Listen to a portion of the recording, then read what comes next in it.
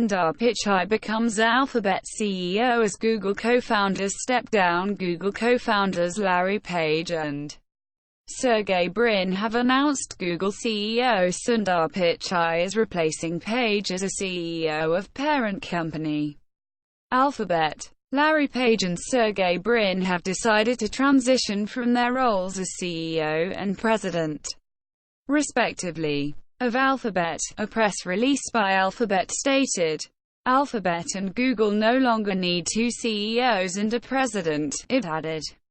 "This won't affect Alphabet's structure. Pichai on being appointed Alphabet CEO on being appointed as Alphabet CEO." Google CEO Sundar Pichai in a letter addressed to employees said, "I want to be clear that this transition won't affect the Alphabet structure or the work we do day to day." He added, "I'll continue to be very focused on Google. At the same time, I am excited about Alphabet," he further said.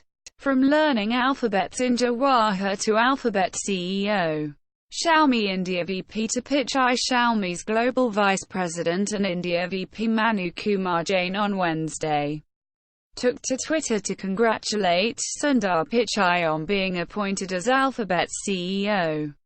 From learning Alphabet's in Jawahar Vidyalaya to leading Alphabet, you are an inspiration to all, tweeted Jain. Notably, Sundar Pichai studied at CBSE-affiliated Jawahar Vidyalaya in Chennai till Class 10. No better person than Pichai to lead Google and Alphabet. Google co-founders Larry Page and Sergey Brin, who named Google CEO Sundar Pichai the CEO of parent company Alphabet too, in a statement said that there's no better person than Pichai to lead Google and Alphabet. "He's worked closely with us for 15 years, they said. "There's no one that we've relied on more since Alphabet was founded," they added.